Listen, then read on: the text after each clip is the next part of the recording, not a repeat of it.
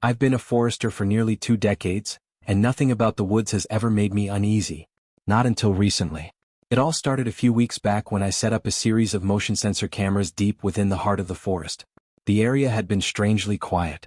Deer, wolves, even the birds seemed to have vacated. The only sound left was the wind whispering through the pines, but even that seemed muted, as if the trees themselves were holding their breath. I wanted answers, and the cameras were my way of finding them. Every day I would check the footage hoping for something, anything.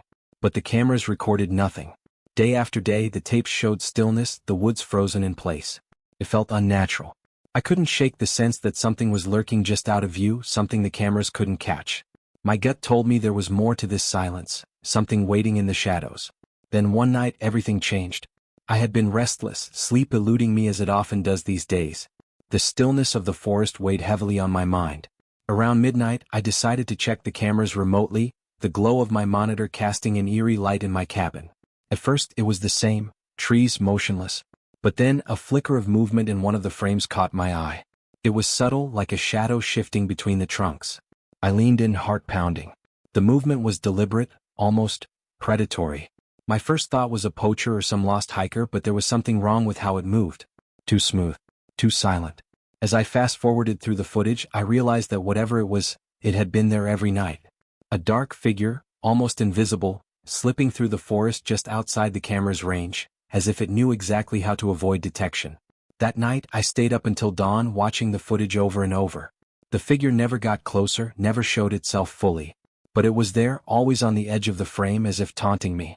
My mind raced with possibilities, animals, shadows, or something worse. No, this was something different. Something new. I couldn't get it out of my head. The next day I hiked out to check the cameras in person. The air felt wrong, heavier than it should be. The trees towered overhead, their branches casting long, twisted shadows on the ground. As I approached the area where the movement had appeared, I noticed something odd. The soil was disturbed, as if something had dragged itself through the underbrush. Deep grooves in the dirt, not quite like claw marks, but long and uneven, as though something large had crawled or slithered. My stomach churned as I knelt to examine the ground. Whatever had made those marks wasn't human, and it wasn't an animal I was familiar with either. It moved low, close to the earth, its presence erasing any signs of life in the area. The forest was silent around me, suffocatingly so. I moved quickly after that, resetting the cameras, adjusting their angles to catch more of the woods, hoping for a clearer view. But as I turned to leave, I had the distinct feeling I was being watched. My skin prickled, a cold sweat breaking out across my forehead. Every instinct screamed at me to leave, but I couldn't shake the sensation that whatever had left those marks was still here, hidden just out of sight. That night, the forest pressed in around my cabin, the quiet more oppressive than ever before. And when I checked the footage again, the shadow was there. Closer this time. Still barely visible, but now hovering just at the edge of the clearing where I had been standing earlier. My hands trembled as I rewound the footage. The figure moved with unsettling fluidity, like it was gliding, not walking. Its shape was wrong, distorted, like it was bending light around it, making it hard to focus on. I stared at the screen for what felt like hours, heart pounding in my chest. I should have felt fear, but what I felt was worse, anticipation. As if whatever that thing was, it wanted me to see it. It wanted me to know it was there. And the worst part? It wasn't alone. There was another one, darker and even more obscured by the trees. It moved slower, almost hesitant, as though waiting for the right moment to reveal itself. Tomorrow, I decided. Tomorrow I'll hike out again, set up more cameras. I need answers. But something told me that the forest wasn't going to give them willingly. Something was coming. The next night, my heart raced before I even turned on the monitor. The oppressive silence outside my cabin had grown thicker, suffocating. The trees were now more like looming figures, their branches bent in unnatural angles as though they were reaching, waiting. I couldn't ignore the sinking dread any longer. Something was wrong with the forest, and whatever had been slithering at the edge of my cameras was becoming more brazen. With trembling hands I clicked through the camera feeds. At first, everything appeared the same. Still trees, the occasional flicker of a branch swaying in the breeze, but then I saw it. It had come back. The figure was in the same clearing as the night before, but it was no longer skulking at the far edges of the frame. It stood in full view, a massive dark mass that seemed to absorb the light around it. It was no animal, no person. My heart slammed against my ribcage as I realized that the thing wasn't moving at all.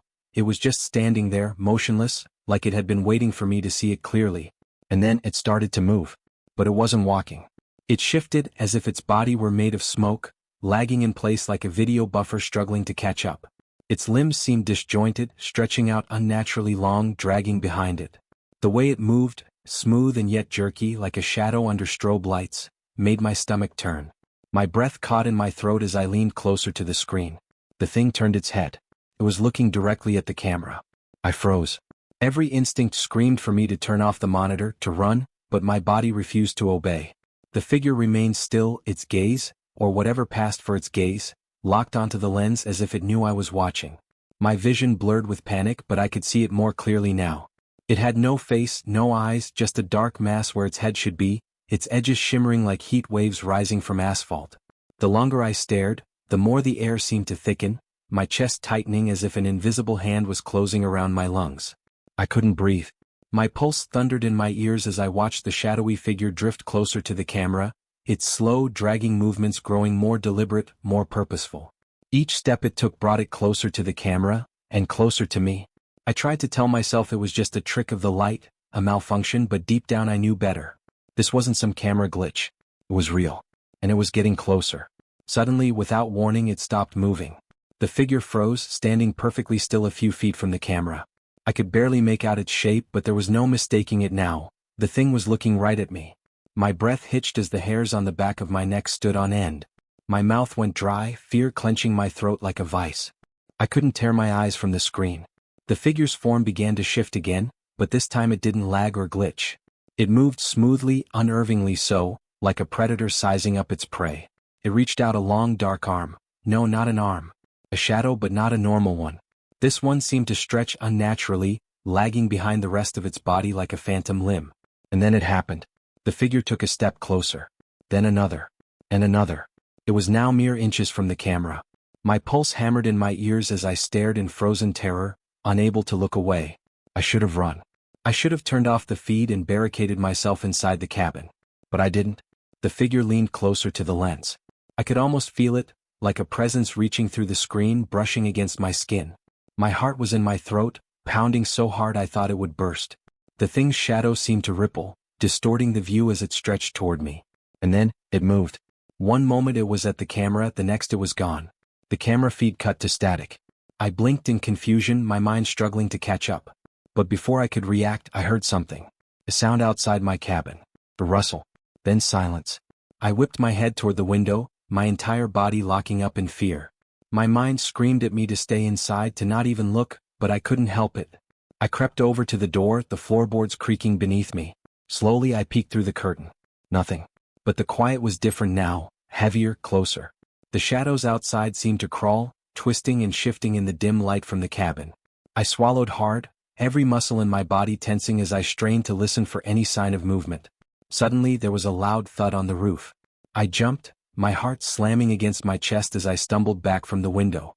My hands fumbled for my flashlight as I ran to the door, too terrified to think straight. Then came the sound, no, not sound. It was a feeling, like pressure, like something too close. I could feel it, like a weight pressing down on the cabin itself. The air in the room turned suffocating, and my instincts screamed at me to run. I grabbed my flashlight, yanked open the door, and bolted out into the night. I didn't stop. I didn't look back. I ran through the trees, the beam of my flashlight flickering as the forest around me blurred.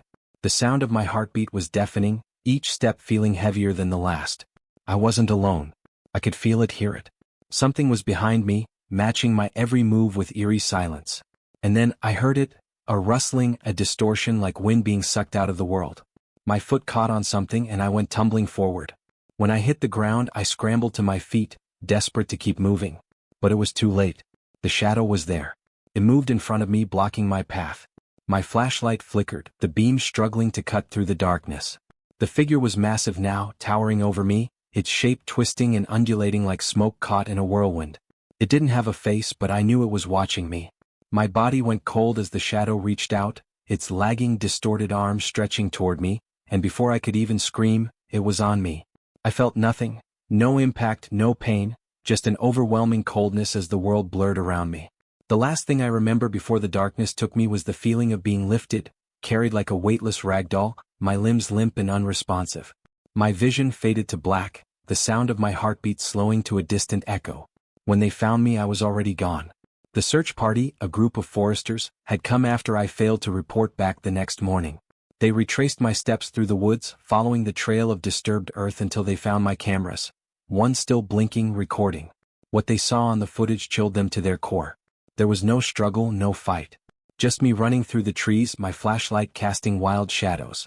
And then the figure appeared, a mass of darkness creeping up behind me, moving faster than anything human. The men watched in stunned horror as the shadow reached out, engulfed me in its twisted form and lifted me off the ground. The last frame of the footage showed the figure dragging my lifeless body into the depths of the forest, disappearing into the trees without a sound. They never found me. All that was left was the memory of that shadow, and the growing fear that it was still out there, watching, waiting.